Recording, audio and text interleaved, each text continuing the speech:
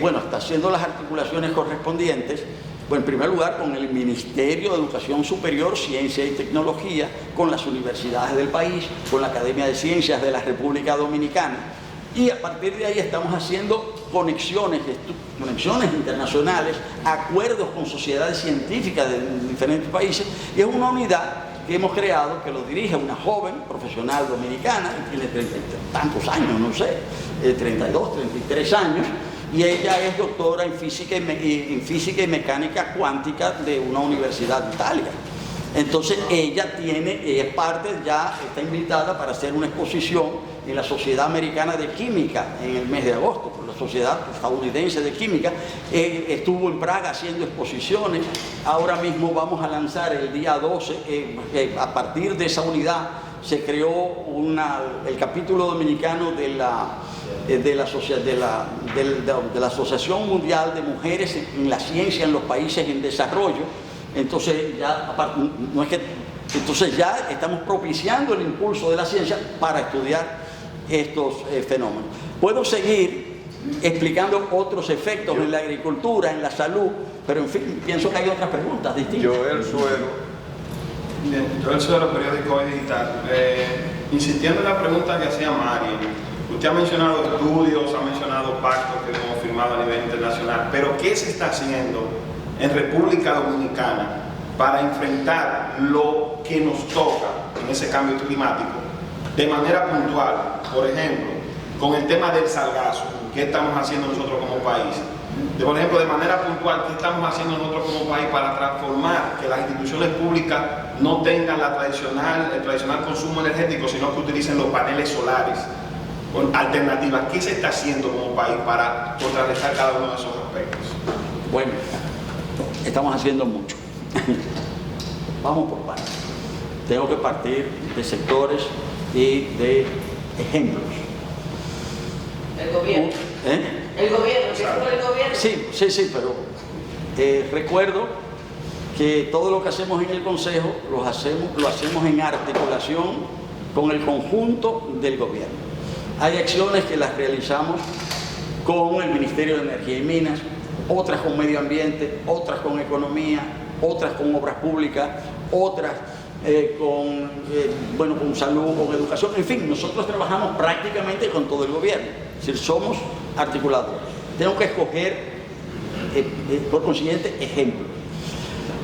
El 62% de las emisiones de gases de efecto invernadero de la República Dominicana corresponden al sector de energía y transporte. Eso hace que las estrategias para reducir esas emisiones, que aunque evitamos poco, 0.06, pero también tenemos la responsabilidad de reducirlas. Aparte de que lo esencial para nosotros es adaptarnos al cambio climático. Ahora, para desarrollar acciones, estas acciones son costosas. De acuerdo al compromiso que hemos hecho, de acuerdo a la NDC, la Contribución Nacionalmente Determinada de República Dominicana, nosotros nos hemos comprometido a reducir las emisiones de gases en un 27% de aquí al año 2030. Ahora, nosotros para eso necesitamos recursos. Eso se ha estudiado, eso vale 18.000 millones de dólares. De esos 18.000 millones de dólares habría que gastar 9.000 millones en las acciones de mitigación aproximadas, cifra redonda, y 9.000 en adaptación. Parte de nuestra acción también es conseguir recursos para desarrollar las acciones, porque todo ese dinero no puede venir de la República Dominicana. Además, los países que han generado el cambio climático se han comprometido a aportar. No lo han hecho en la medida de los compromisos. En la COP de 2009 que hubo en Copenhague, los países, los grandes emisores se comprometieron a aportar 100.000 millones de dólares por año para contribuir a enfrentar el cambio climático. Hasta ahora no han cumplido. No es que no hayan dado dinero, han aportado, pero no han llegado a los 100.000 millones de dólares anuales prometidos desde el 2009. Nosotros estamos trabajando también, porque todos estos estudios hay que hacerlo para poder sustentar las exigencias. Y esto es una exigencia mundial que se enmarca dentro del concepto de justicia climática. Dentro de ese concepto, para enfrentar el tema de las emisiones en energía y transporte, nosotros como consejo hemos estado trabajando para obtener fondos del CIF, que es el Climate Investment Fund, el Fondo de Inversión Climática, que es uno de los grandes fondos climáticos que hay en el mundo.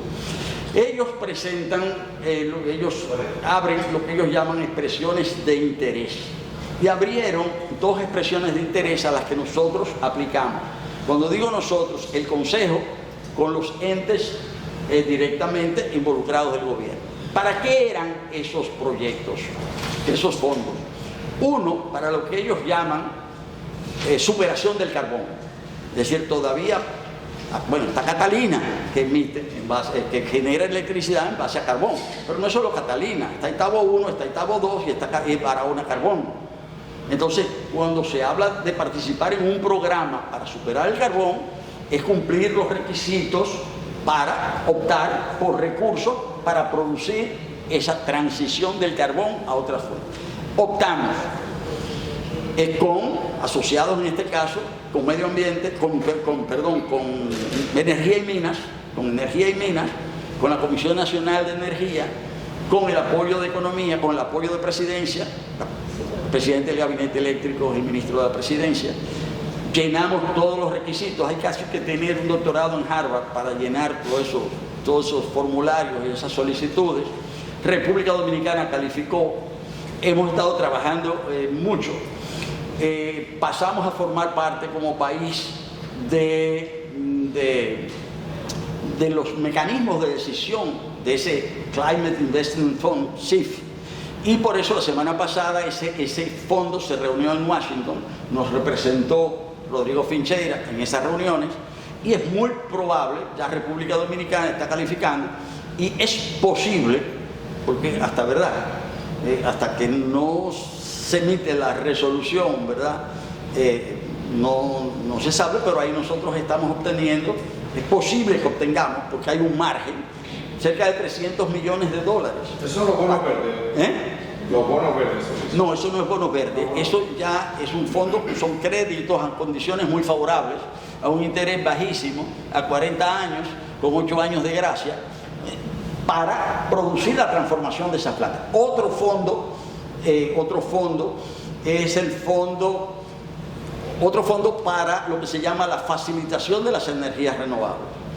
Eso significa lo siguiente: se hace un parque fotovoltaico, se hace un proyecto de energía eólica, eso invierte el inversionista privado, pero las líneas de transmisión para hacer que esa energía generada mediante el sol o mediante el aire llegue al consumidor, esas líneas son responsabilidad del Estado. Estamos participando en otro fondo para obtener recursos para construir líneas de transmisión, porque podemos hablar de energía renovable, muy bonito, pero todo eso cuesta. Y ahora mismo se abrió otro, en el que estamos empezando, eso lo hicimos con la ETET, con la empresa de transmisión eléctrica. Ahora mismo estamos trabajando en un fondo que se acaba de abrir, que se llama People, Climate and Nature, es decir, pueblo, naturaleza, gente, personas, ¿verdad? Naturaleza, clima, naturaleza y personas, donde nosotros estamos enfilando nuestros esfuerzos con la Comisión de Tecnificación del Riego, con el INDRI, para lograr transformar la producción de arroz de la República Dominicana en una producción de arroz que no consuma tanta agua, y eso tiene una importancia fundamental, la transformación de la agricultura. Me fui por ese ejemplo, pero puedo dar muchos otros. El joven Joel también le preguntaba sobre el sargazo. Ah, sí, justamente está nuestro interés. Hay muchos proyectos, varios proyectos sobre el sargazo, y nosotros estamos interviniendo en esos proyectos. Son iniciativas diversas, son distintas. Hay una iniciativa de inversionistas que quieren usar el sargazo acá y transformarlo, otros exportarlo, y nosotros estamos en los diferentes programas que se están desarrollando. Son diversos. ¿El sargazo es un fenómeno reciente o es antiguo y nos enteramos ahora. Es antiguo, pero acrecentado por el cambio climático. O sea, es un fenómeno que ha existido siempre, pero que se ha visto potencializado por el cambio climático. Es decir, hay una relación entre los desechos humanos, las conglomeraciones, desechos industriales. Es decir, que al llegar en cantidades, vamos a decir, desproporcionadas a los mares, pues generan el fenómeno de la multiplicación de estas algas en proporciones no vistas hasta ahora. Mateo. Señor Puig, Sí, dos cosas. En el río Sama Sí. operan dos barcazas sí. que son, que creo que fue en el 98, que entraron cuando había los apagones, una serie de cosas. ¿Usted está de acuerdo que esas barcazas sean sacadas del río Sama, porque incluso Medio Ambiente dio una solución para que sean sacadas, donde opera tres plantas o tres plantas que producen energía? Y otra cosa, ¿usted estaría de acuerdo en virtud de lo que usted plantea sobre el Punta Catalina, quizás un error, el hecho de ser a carbón, que sea una conversión a gas natural? Bueno, voy a tomar todo el cuidado en responder. No, lo voy a decir por lo siguiente. Porque una cosa es cuál es nuestra visión, cuáles son nuestros propósitos, para qué nosotros trabajamos, y otra, a qué dificultades nosotros nos enfrentamos. O sea, eso tiene que estar muy delimitado. Voy a comenzar por Punta Catalina, por la segunda parte de la pregunta. De manera particular, muchísimo antes de que pasara por mi mente de que en algún momento yo iba a ocupar la condición de vicepresidente ejecutivo de la Comisión Nacional para el Cambio Climático, desde que se anunció el proyecto de las plantas de carbón a fines del año 2012, yo planteé mi oposición a ese propósito. Ya yo había sido secretario de Estado de Medio Ambiente, ministro de Medio Ambiente en el periodo 2004-2007. Yo conocía las implicaciones de este tipo de solución para la generación. Ya yo tenía una opinión desfavorable hacia el uso de ese tipo de combustible. Me opuse, traté de informarme, traté de estudiar lo más a fondo posible el tema y manifesté mi oposición a las plantas de carbón de Punta Catalina. Desgraciadamente tenía razón. Catalina ha sido un error. O sea, bueno, me dirán, pero fue un error utilizar el carbón en el siglo XIX. Bueno, ahí no pasaba nadie ni por la mente, o sea, que pudiera ser un error o no.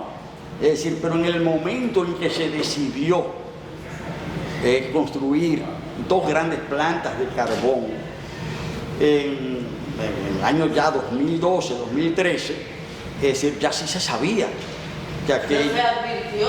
Bueno, se advirtió, como les estoy diciendo, fui de los que se opuso, y muchos nos opusimos, pero se perseveró en el error y se construyeron las plantas. Fue un error. Ahora el tema es cómo se... por ignorancia o por circunstancias. Yo no quisiera utilizar esta entrevista para entrar en esos detalles, porque yo me pasé, no sé cuántos años oponiendo y expuse todas las razones. y expuse todas las razones. Eso yo lo estudié. ¿La conversión no es posible? ¿Perdón? La conversión. Sí es posible. Por eso yo decía, hay que ver, primero respondí una parte y dije, fue un error. Ahora estamos frente a una situación. El 30 y pico % de la matriz energética dominicana depende de Punta Catalina. Es decir, hoy la electricidad depende de Punta Catalina. Fue un error. Ahora estamos viviendo las consecuencias del error. Por eso, cuando por otras razones, ya no solo por el carbón, sino ya por otras razones, al hecho de que sea de carbón, a veces las plantas no funcionan. Es decir, y salen del circuito. Entonces, ya esos son otros. O sea, ya eso no es un asunto solo de carbón, sino un asunto ya de cómo fueron construidas especificaciones técnicas, de cumplimiento de las especificaciones. Hay otros elementos también, es decir, que era previsible en parte, y es que el carbón se iba a hacer cada vez más escaso y que el mundo entero iba a terminar prohibiendo el carbón. Ahora, estamos frente al problema, ahora hay que abordarlo. Por eso son tan importantes estos proyectos, como el que yo señalaba hace un momento. O sea, porque todo esto cuesta, no solamente producir, cuesta mucho producir la transformación de Catalina, sino también que hay que estudiar bien cómo se va a hacer ahora. Ahí está el problema, ahora hay que resolverlo, pero hay que resolverlo con criterio y con rigor. Y como si fuera poco, cuando empezó a operar Catalina, la tonelada de carbón valía $70 millones. Ahora está por las nubes.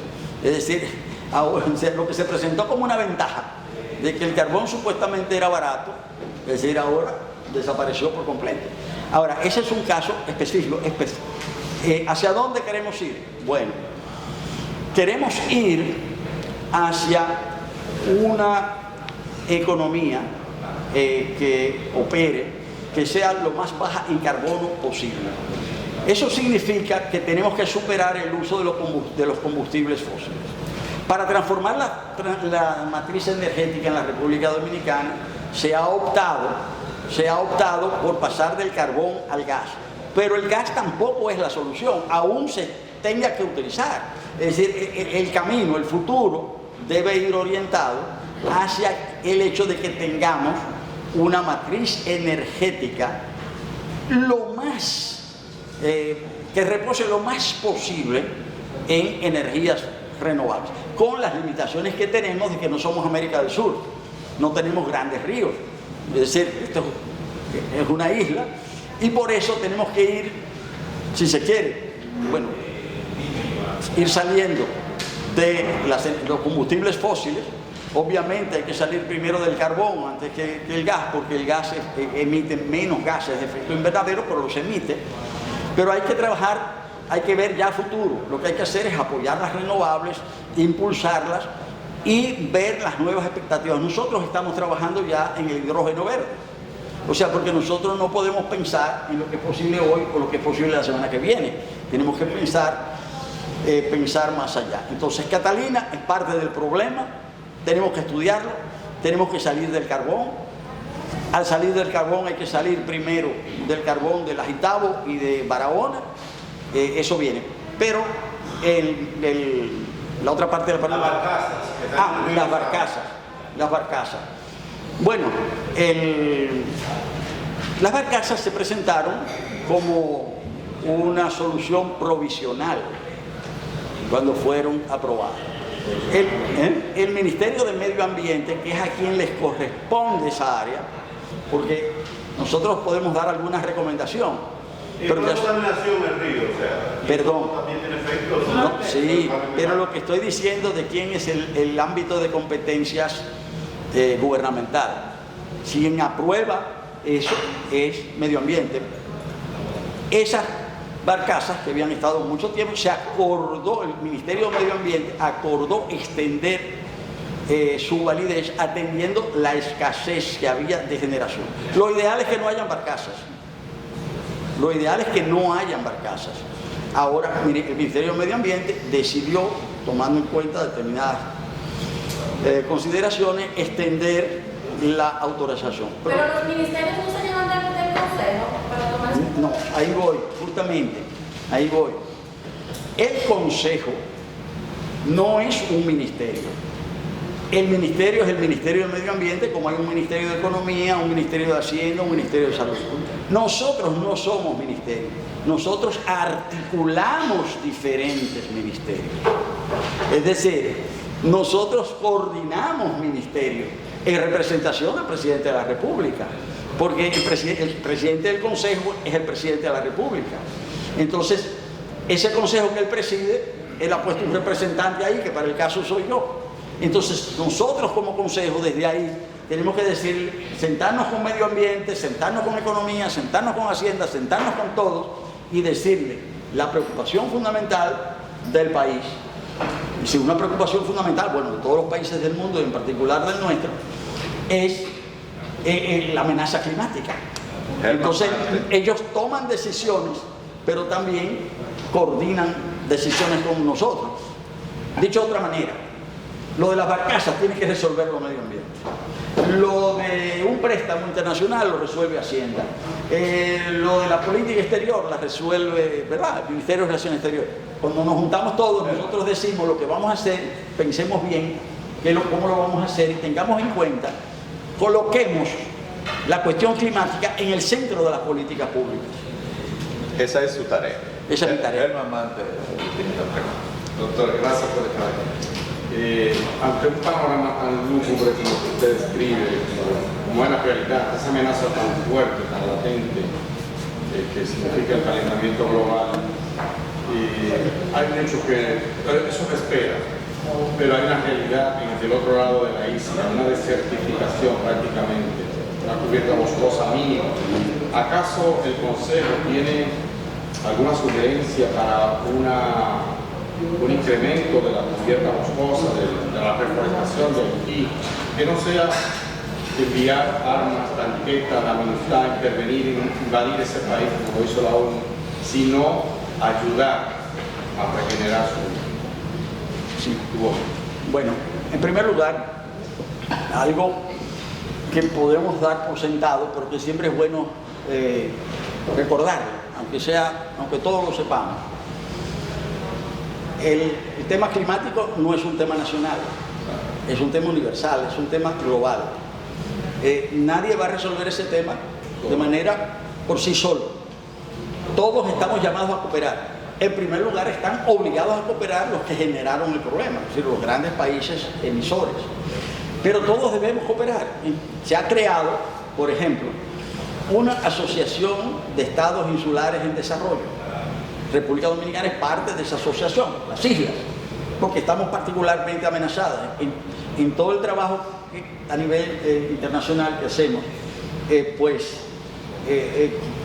tratamos de coordinar nuestros esfuerzos. Ahora bien, esa coordinación, con mayor razón, tenemos que hacerla con el país vecino, sobre todo por la asimetría que existe. Tenemos la misma población, pero la economía nuestra es 8 o 9 veces más importante que la de Haití. Lo podemos decir de dos maneras. O nosotros somos 8 o 9 veces más ricos que ellos, o ellos son 8 o 9 veces más pobres que nosotros, porque seguimos siendo un pueblo pobre. Es un país pobre, un país en desarrollo. Ahora, en ese sentido, la coordinación con Haití es fundamental. Me voy a extender. Coordina. En la medida de las posibilidades. O sea, nosotros hemos procurado coordinar a medida justamente, y ahí voy a entrar, me disculpa que me salga un poquito de la respuesta, pero estamos hablando de muchas cosas y se me está quedando un asunto absolutamente esencial. Es que, cierto, hay un desafío gravísimo, ¿verdad? Ha cambiado, ¿verdad? Está en riesgo, o sea, se ha roto el metabolismo del planeta. Los países están concertando. Tenemos que hacer las cosas juntos. Y en ese sentido, República Dominicana, aún con sus limitaciones, con nuestras limitaciones, no nos hemos quedado atrás. Estamos actuando.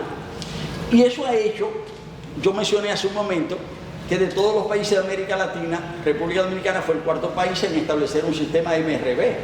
Pero eso habla bien de nosotros. Y los otros países nos reconocen. O sea, nosotros estamos, aún vuelvo y digo, dentro de nuestras limitaciones, estamos adelante, estamos en primera fila.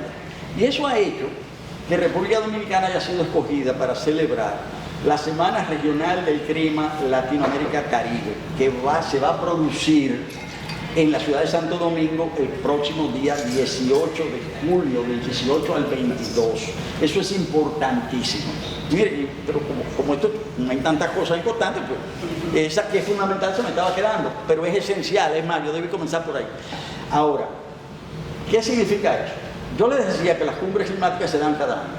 El año pasado fuimos a Glasgow. La de este año, en noviembre, va a ser en Egipto, en la ciudad de Sharm el Sheikh.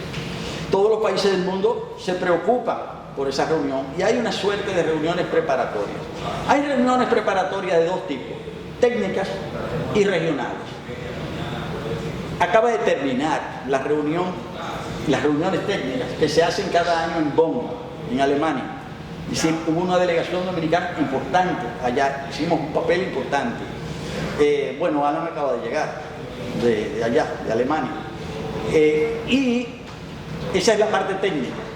Ahí se prepara todo lo que se va a discutir después, pero hay temas fundamentales, temas científicos, pero también lo del financiamiento. Ahora, hay reuniones regionales para preparar la COP27 de Egipto. La reunión Asia-Pacífico tiene lugar en Japón, la de África en Uganda, la de Norte de África y Cercano Oriente en los Emiratos, pero la reunión de Latinoamérica-Caribe nos tocó a nosotros. Haití estará en esa reunión. Haití estará, y no solamente estará, sino que ellos nos dan una organización que trabaja directamente con el gobierno haitiano, nos ha pedido una participación especial y nosotros hemos puesto el empeño en que ellos vengan y participen y aporten.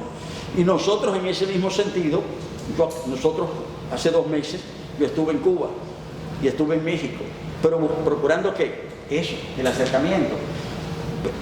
Puerto Rico no es independiente, pero el Consejo de Cambio Climático de Puerto Rico va a estar aquí, va a estar con nosotros, porque el interés es ese. Y por eso nos hemos acercado de manera particular con Puerto Rico, a pesar de su limitación, ¿verdad?, política, con Cuba, con Haití, a pesar de los graves problemas de Haití, México, porque entendemos que esto hay que verlo en conjunto. Doctor, Sí.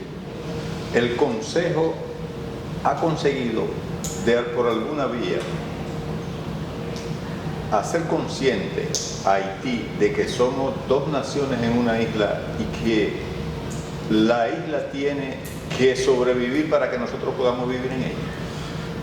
Bueno, yo diría que uno siempre hace lo que puede, ¿verdad?, lo que está a su alcance. Cuando a mí me tocó ser secretario de Medio Ambiente de 2004 a 2007, yo puse todo el empeño y se logró en crear lo que se llama, con apoyo del PNUMA, del Programa de Naciones Unidas para Medio Ambiente, de crear el corredor biológico del Caribe. 3 países forman parte de ese corredor.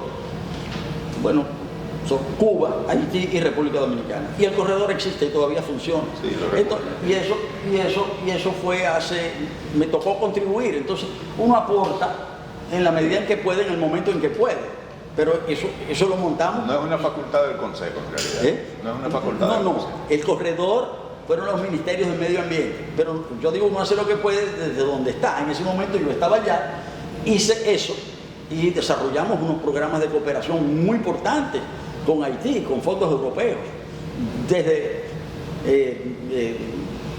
programas de protección de la naturaleza, programas binacionales. Ahora las circunstancias son particularmente difíciles por la inestabilidad, ¿verdad?, en Haití, pero nosotros conversamos con los delegados haitianos del responsables climáticos en Glasgow, vinieron aquí, se reunieron con nosotros hace 4 meses más o menos, acordamos que ellos van a participar en esa Semana Regional del Clima. En fin, eso es lo que está a nuestro alcance hoy. O sea, porque en estas circunstancias a veces uno no hace todo lo que desea. Bien, doctor, entonces lo vamos a invitar a comer. Mire, hay 3 personas que quieren hacer preguntas. Están aquí, Mari.